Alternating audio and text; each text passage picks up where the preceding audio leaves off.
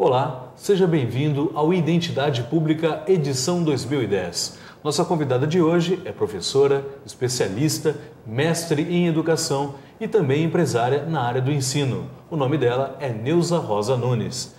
Professora Neuzinha, como é mais conhecida entre os educadores e a comunidade acadêmica local e regional, nasceu em Buritama e tem 2 filhos, Manuel Gaspar e Edson Luiz.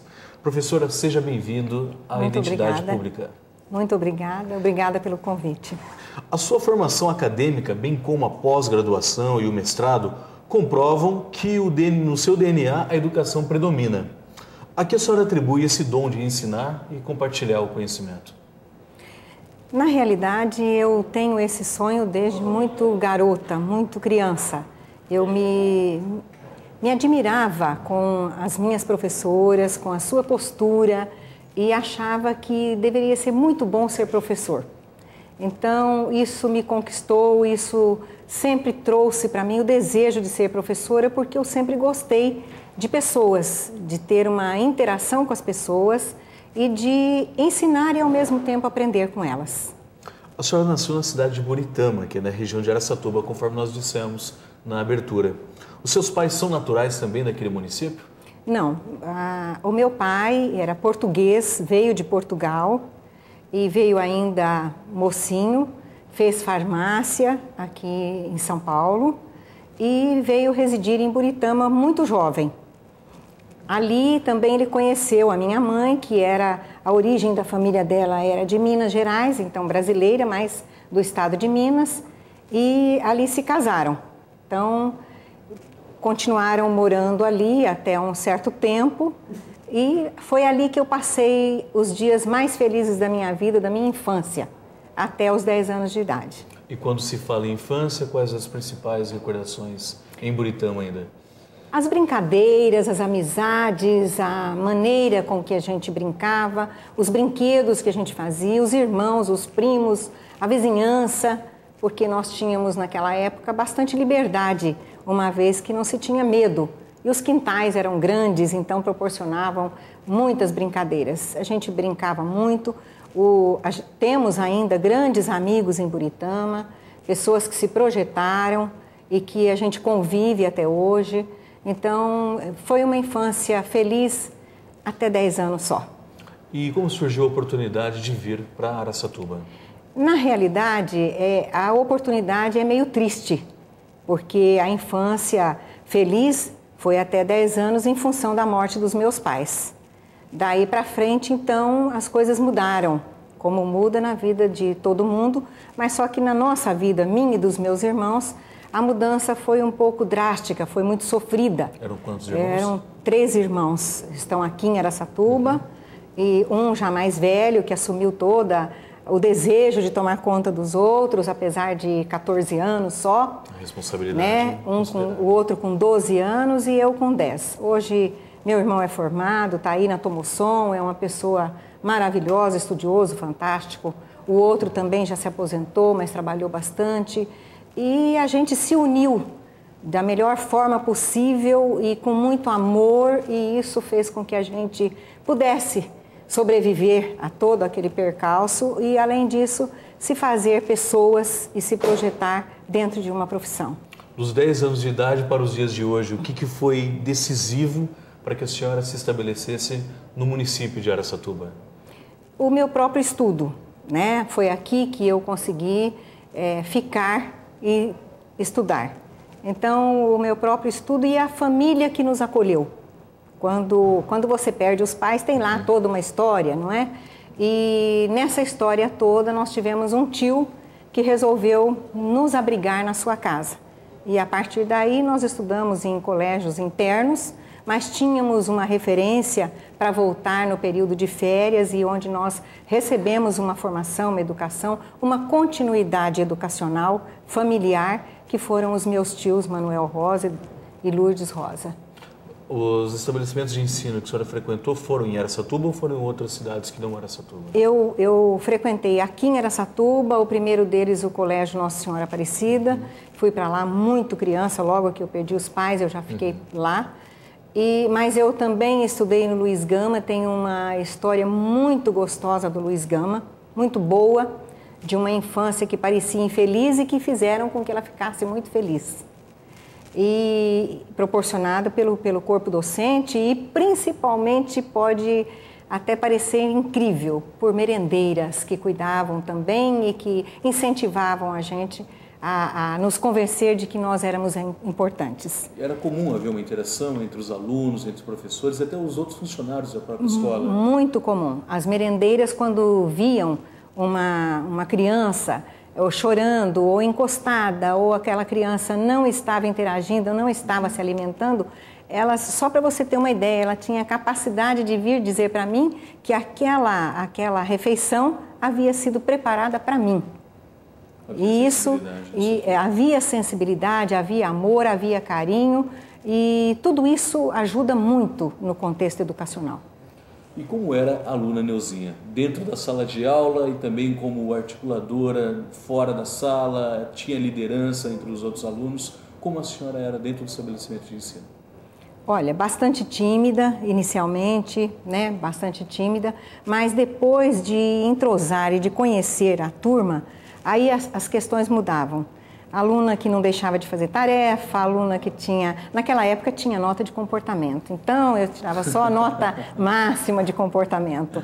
O que não significa que ser muito bem comportado é que vai fazer a diferença, né? Exato. Mas para o período era assim, naquele período era. Então era... Tipo a história de levar estrelinha para casa, de tirar a nota máxima de comportamento, mas também tinham outras disciplinas importantes e a gente aprendia muita coisa, aprendia a lidar com as pessoas, aprendia a abordar, a fazer uma série de coisas ainda criança. Preparava o aluno extracurricularmente também, uma situação extracurricular que muitas pessoas que não tiveram condições de dar continuidade ao seu estudo, tiveram capacidade e habilidades e competência para fazer outras coisas. A senhora demonstra um carinho muito grande quando se fala, principalmente da infância, nesse período escolar, ao fazer menção a funcionários que sequer muitas vezes são nominados, são merendeiras, são auxiliares de desenvolvimento infantil. A senhora se recorda de algum funcionário em específico, seja dentro do Colégio das Irmãs, seja no Luiz Gama, ou de algum professor que tenha, com a qual a senhora tenha se identificado bastante? Tenho sim, tenho lembranças maravilhosas. Eu tenho essa merendeira no Luiz Gama, eu tenho no Colégio das Irmãs, quando eu fui, a gente já era tratada como aluna e já tinha uma série de responsabilidades, embora muito criança. E havia uma freira, uma irmã, que ela não tinha formação acadêmica, mas então ela trabalhava no barzinho vendendo as coisas para os alunos. Essa criatura, ela teve a capacidade de fazer uma boneca e de, nas horas vagas, me colocar junto com ela, meio escondidinha, porque não era hábito isso, para que eu pudesse brincar de boneca. Porque ela entendia que eu ainda era muito pequena, muito criança, para ter só responsabilidades. Essa criatura sempre teve esse comportamento de se preocupar com a questão infantil, com a questão não só educacional, na formação acadêmica, mas como criança mesmo, como afetividade, como carinho. E agora, depois de um certo período da minha vida, já adulta, com os filhos casados, eu resolvi visitá-la. E a encontrei, foi difícil encontrá-la, a encontrei já... Não, ela está em Águas da Prata e já cega de um olho, mas trabalhando com entidades que cuidam de pessoas que têm o vício da droga. Então, ela continuou servindo e continuou servindo ao ser humano, independentemente de formação acadêmica ou não. Essas pessoas, da infância, a palavra de ordem mesmo. Essas pessoas são pessoas que eu jamais esqueci. E na vida acadêmica também tenho pessoas brilhantes que foram referências na minha vida profissional. E as amizades construídas, seja na escola, no trabalho, como a senhora lida no dia a dia? Há tempo para poder cultivá-las? Ou é quando realmente sobra uma lacuna que a senhora entra em contato, um telefonema, um e-mail? Como a senhora abrevia essa saudade? Não, os meus verdadeiros amigos, eu não os esqueço. Arrumo um tempinho para um telefonema, para um e-mail, para um bate-papo, para saber o que é que cada um está fazendo.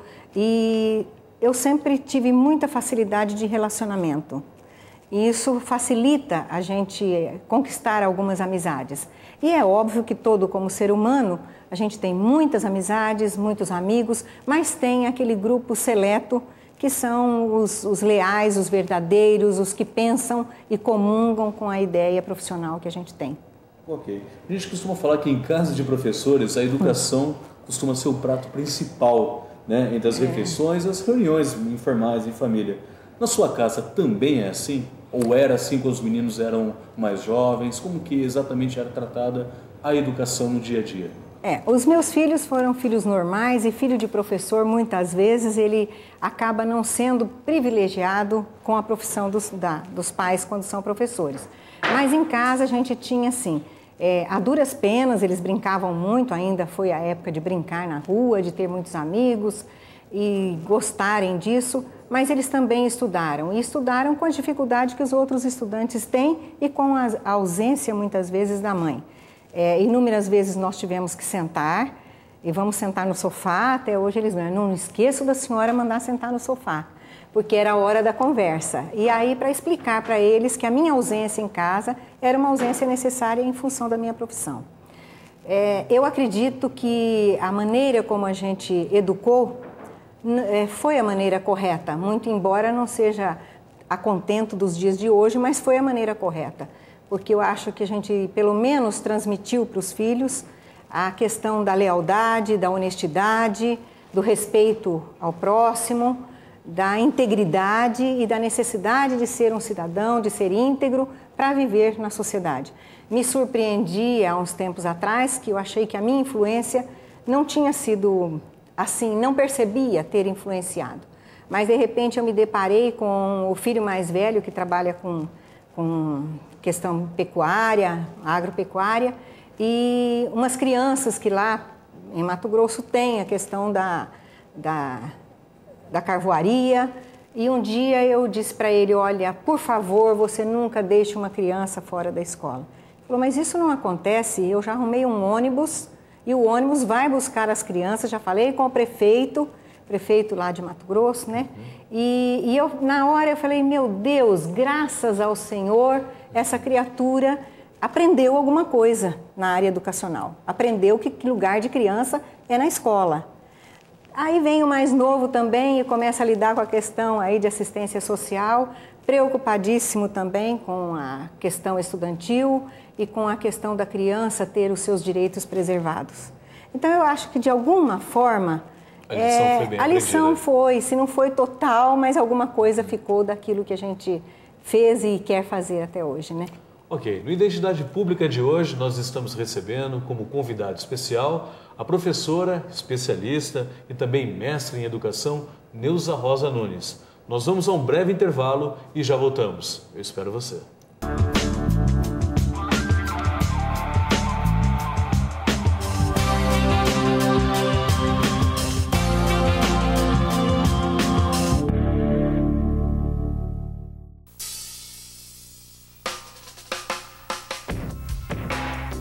A cocaína dificilmente vicia. E além de tudo, eu só cheiro socialmente. Essa droga não me controla. Eu sei que eu sou muito mais forte que a cocaína. Eu tenho controle do que eu tô fazendo. E, além de tudo, eu paro quando eu quiser, não tem erro. A cocaína não mata. A cocaína é uma mentira. Aí, mano, é muito fácil de entender a diferença entre o futuro de quem usa droga e o futuro de quem não usa. Quer ver, ó? Presta atenção. Usando droga. Sem usar droga. Quer ver de novo, ó? Com droga, sem droga. Com droga, sem droga. Com droga, sem droga. Com droga, sem droga. Com droga, sem droga.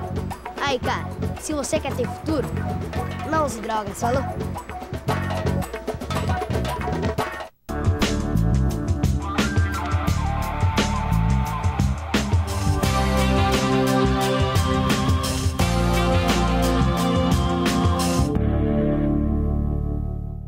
Estamos de volta com Identidade Pública e a nossa convidada especial é a professora, especialista e mestre em educação, Neuza Rosa Nunes. Professora Neuzinha, são quais e quantos os cursos de graduação e especialização que a senhora tem no setor de educação? Olha, eu comecei fazendo um curso que era durante o dia, período integral, Ciências Físicas e Biológicas. Mas eu nunca fui muito satisfeita com pouca coisa. Em termos de estudo, eu acho que tem que estar sempre estudando, sempre lendo. E, de repente, eu também resolvi fazer biologia. Então, eu fiz também biologia. Depois, como eu ingressei por concurso no Estado e fui exercer a profissão de professora. Lá eu vi que eu poderia galgar algo mais na minha carreira, que eu poderia ter possibilidade de ir para uma direção de ensino. Então, eu continuei os estudos e fiz pedagogia. Pedagogia eu fiz administração escolar, depois eu fiz orientação educacional e fiz supervisão de ensino. Com o tempo, à medida que eu fui trabalhando e sendo professora e ao mesmo tempo galgando crescer dentro da carreira, eu fui para a condição de diretora de escola e depois para a supervisão de ensino. Nessa época eu precisei lidar muito com a questão de legislação. E você sabe, você é um comunicador e você também foi um estudante brilhante, você sabe que a legislação ela tem linhas e entrelinhas. Tem as linhas e tem as interpretações. E eu sentia um pouco de dificuldade de discernir isso da forma como eu gostaria de fazer. E aí, então, eu fiz direito, não com a intenção de ser advogada, mas com a intenção de ser uma profissional da área de educação que pudesse ler, interpretar e aplicar a lei em benefício dos alunos, em benefício das escolas, em benefício... Porque quando a gente não tem muito conhecimento, a gente vai pela regra que alguém está determinando que seja assim. Mas eu acho que a gente precisa ser um pouco contestador de vez em quando e procurar ver se realmente é daquela forma. Porque muitas vezes é o senso comum e não a lei, ela traz uma brechinha que às vezes favorece um profissional da educação, em qualquer setor, mas como nós estamos falando de educação, um profissional da educação, um aluno, para entender um pouco melhor esse contexto, eu fiz direito. Até porque justamente nessas entrelinhas que existem as letras jurídicas, né? Que existem essas palavras que dão margem a interpretações, não é a interpretação pura e textual, existe esse outro significado. Né? Nós sabemos que o Brasil é considerado o país, tem um desembargador, um senhor fantástico, veio várias vezes no ensino superior fazer palestra e ele dizia o seguinte, que o Brasil tem uma febre legiferante. E aí a primeira vez que ele disse isso, no intervalo eu perguntei, mas o que é que o senhor está querendo dizer com isso? Ele falou, é uma febre de leis. Se não estiver fazendo lei a todo momento, não está satisfeito. Outros países mais desenvolvidos são bem menos o número de leis que se colocam, né? Então, para a gente viver nesse emaranhado legal, a gente precisa ter um pouco mais de conhecimento para não cometer muitos erros, né? Até porque tem que se especializar também e se aperfeiçoar na questão da fiscalização. Não basta só... pensar em criar leis, né? Tanto na sua formação acadêmica quanto na trajetória profissional, a gente pode notar a sua aplicação para compreender a educação e atuar como professor e até mesmo gestor do ensino. Então eu queria que a senhora dissesse para nós como a senhora explica essa versatilidade para atuar em campo, seja como jogador da educação e também como técnico, dirigente deste time, dessa equipe que é justamente aquela que trabalha dentro do campo da educação. A senhora é tanto professora quanto gestora. Como que explica essa versatilidade? Eu acredito que eu não entendo muito de futebol, mas eu acredito que seja mais ou menos o que acontece no futebol. Você percebe que o técnico que foi jogador, ele discute a questão do jogo de uma forma diferente de alguém que vai para ser técnico, mas que nunca botou o pé em campo para chutar a bola. Em educação, para mim, pelo menos, eu acredito que tenha sido isso. Eu fui professora, eu fui coordenadora, eu fui vice-diretora, fui coordenadora de curso. Quer dizer, eu convivi com pessoas, tive também muita felicidade de trabalhar com diretores que até hoje para mim são referência. Então, estas pessoas e ter participado da minha vida profissional, desde a sala de aula até a questão administrativa, até a questão de gestão, faz a gente compreender melhor o papel do professor lá, porque a gente está lá também, esteve e às vezes está. É mais fácil para a gente compreender como é que esta coisa acontece, do que somente você pegar, de repente, alguém que não trabalhou. É lógico que existem pessoas brilhantes, não é isso que eu estou dizendo. Okay. Mas em relação à minha pessoa, eu acredito que isso tenha contribuído. Você conhecer todos os setores da educação te ajuda a entender uma compreensão holística, o micro e o macro. E não ficar somente numa das questões e não chegar até a raiz do problema, que para mim educação é aluno e é aprendizagem.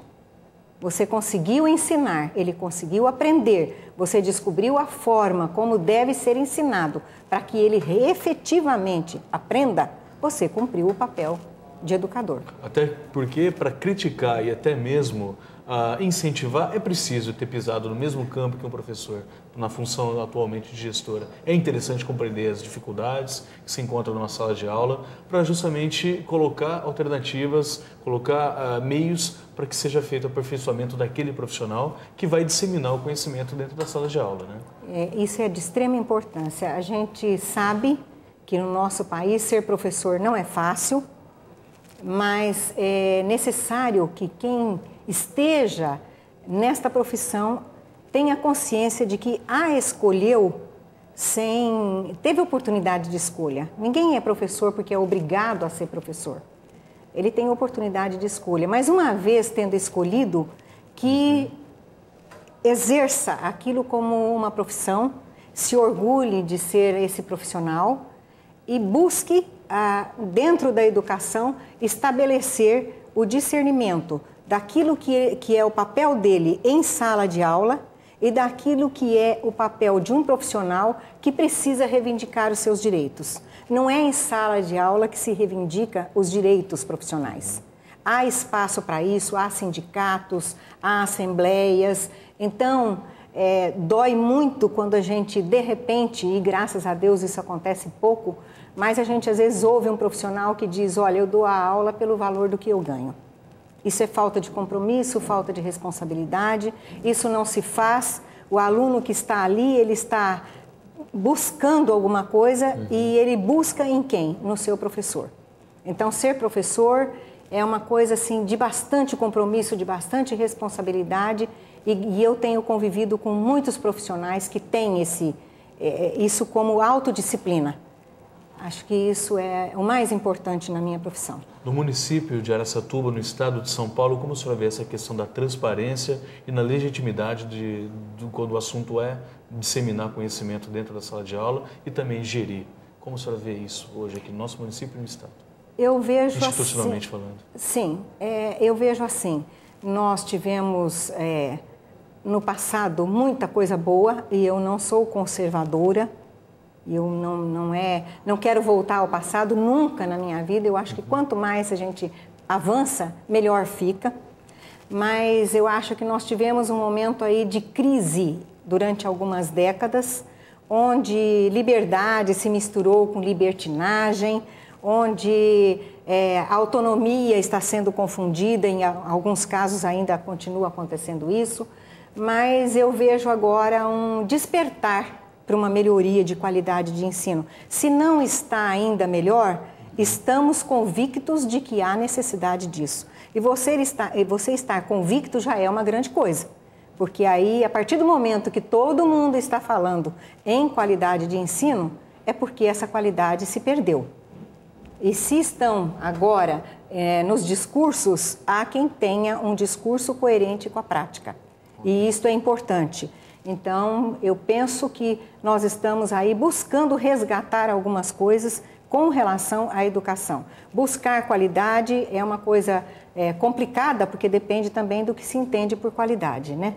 Perfeito. Professora, qual a avaliação que a senhora faz hoje do conhecimento dos alunos, em especial aqueles que estão deixando o curso de graduação com rumo ao mercado? Todos os anos que isso acontece, de fato eles estão preparados para atender às exigências e às necessidades dessa clientela, seja no seu segmento, dentro da pedagogia ou até em outras áreas? Haja vista que a senhora já fez parte de setores de gestão de centros universitários aqui da região. Como a senhora vê exatamente essa questão, essa massa crítica saindo dos bancos das faculdades? Veja bem, eu parto do princípio que a escolaridade começa na infância. O desenvolvimento intelectual começa lá. A formação humana começa desde a infância. Quando isto vem sendo trabalhado e vai passando por todos os setores educacionais, ensino fundamental, ensino médio com qualidade, a qualidade que chega no ensino superior é também boa. Nesse sentido, saem sim bons profissionais com capacidade. Agora, é óbvio que todo mundo sabe que estão chegando aos cursos superiores com muita dificuldade, com muita deficiência na linguagem, na escrita, e isso dificulta. Então, você não tem condições, às vezes, de ter uma clientela 100% saindo bem, mas se trabalha para que saia 100%. Então, nesse sentido, eu acho que a qualificação de mão de obra, ela talvez não atenda os setores que a região precisa. Então, ela tem um ensino acadêmico de qualidade, mas que às vezes não atende à qualificação profissional exigida naquele determinado município ou naquela região. Portanto, é preciso foco. É preciso um foco voltado para a questão da região. O que é que a região está oferecendo de empregabilidade para que esse indivíduo que saia do ensino superior tenha condições de buscar se colocar no mercado de trabalho. Há escolas preocupadas com isso, voltadas para isto, mas nós não podemos perder esse foco.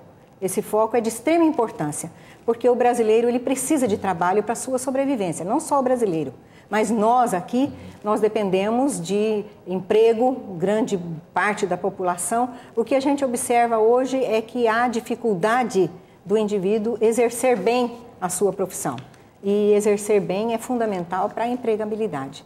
Professor, nosso tempo é extremamente curto, mas eu queria que a senhora comentasse. Hoje a senhora se dedica a um projeto solo de consultoria em serviços educacionais.